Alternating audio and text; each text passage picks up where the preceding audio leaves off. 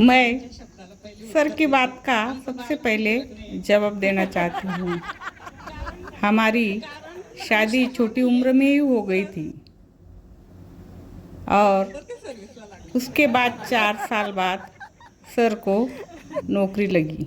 आज लोग कहते हैं कि इंसान सोने जैसा होना चाहिए, लेकिन मैं कहती हूँ कि इंसान सोने जैसा नहीं होना चाहिए, क्योंकि सोना गले में पहना जाता है, तिजोरी में रखा जाता है और तो और क्या, सोने को चोर भी लग जाते हैं।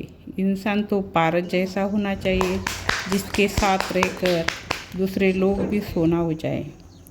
ऐसे हमारे सत्कार मूर्ति शिरसठ साहब, सम्मानीय मंच, शिक्षक वृंद और सभी मान्यवरों को मेरा सादर प्रणाम।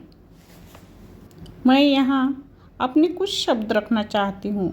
मैं ज़्यादा कुछ नहीं बोलूँगी, क्योंकि शिक्षकों ने, सरों ने अपने शब्द कमलों से सरों का भर भर के प्रशंसा की है और इस प्रशंसा से मैं भावुक हो गई हूँ। सर इतने समय के पाबंद थे कि घड़ी भी उनसे समय मिलाती थी। स्कूल की घंटी बाद में बजती थी, लेकिन सर पहले पहुंच जाते थे। मैं घर पर भी रहती हूँ, लेकिन मैं भी एक टीचर थी, शिक्षिका थी और सर को मैंने बहुत अच्छे से समझ लिया। सर ने परिवार के लिए बहुत कम समय निकाला था। ये बात मुझे अब तक खटकती रही। अभी अभी साहब अपने भाषण में बोल रहे थे कि साहब के गाड़ी पे जो भी जाएगा वो सीधा ऊपर जाएगा, कि बल्कि अस्पताल नहीं जाएगा, क्योंकि उनकी गाड़ी की स्पीड ज़्यादा रहती है, उनकी गाड़ी कंट्रोल में नहीं रहती। अभी तो उन्होंने 4 व्हीलर ली सर, ये गाड़ी की स्पीड भी 120 के ऊपर रहती है सर। तो क्या करें, उनका कंट्रोल अभी किसी के हाथ में नहीं है।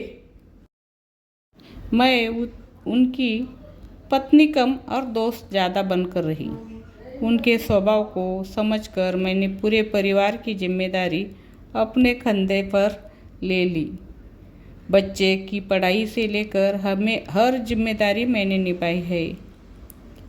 कहते हैं ना, लोहे को जब तक आग में तपाया नहीं जाता तब तक वो अच्छा आकार नहीं लेता। उसी तरह जब सर का गुस्सा होता था, तब वही बात हमारे बच्चे और मेरे लिए बहुत कारगर साबित हो गई। साहब का गुस्सा भी मेरे लिए वरदान बन गया। जहाँ मैं रुक जाती, वहाँ विश्वास मेरी पहचान बन गया। इसी तरह साहब की हर बात आज प्रेरणा बन गई। जो कभी डांट लगती थी, वही मेरी आज ताकत बन गई। इसी तरह साहब का गुस्सा हो या साहब की डांट हो, वो हमारी पहचान बन गई। इसी वजह से साहब ने अपने जीवन के सबसे ज़्यादा वक्त 34 साल स्कूल के दिए हैं और परिवार को बहुत कम वक्त दिया है। इसीलिए मैंने साहब पर एक काव्य पंक्तियाँ लिखी है, मैं वो सादर करना चाहती हूँ। मैं क्या लिखूँ साहब, मेरी किताब है, पढ़ा है सबने, अब हम भी पढ़ेंगे। पढ़ा है सबने, अब हम भी पढ़ेंगे। कभी शालेय पोषण आहार, कभी टपाल, ऑनलाइन के कामों में साहब हमारे बंदीवान। ऑनलाइन के कामों में साहब हमारे बंदीवान।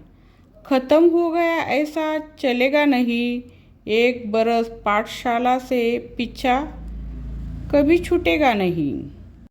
नींद में भी खिचड़ी खिचड़ी करेंगे, वरिष्ठों का मैसेज घड़ी घड़ी चेक करेंगे।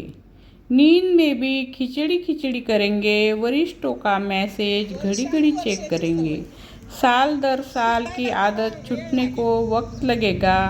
प्रेम का मधुपात्र जतन करेंगे हम आपका।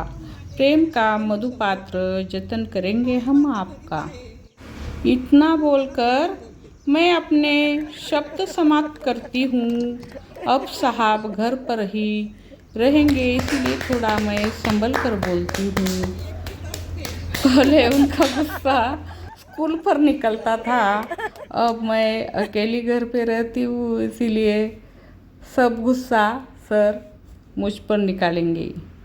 आंखों में चाहे आंसू भर आए, लेकिन होठों पर मुस्कान बनी रहे।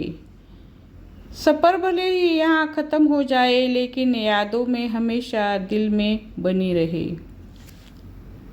मेरे मन की किताब में आपकी स्कूल हमेशा रहेगी। दरवाजे भले ही बंद हो जाए, लेकिन अक्षरों की खुशबू हमेशा आती रहेगी, हमेशा आती रहेगी। इतना बोलकर मैं अपने 2 शब्द समाप्त करती हूँ। मुझे बोलने का अवसर दिया, उनके लिए मैं आप सभी का हृदय से आभारी हूँ।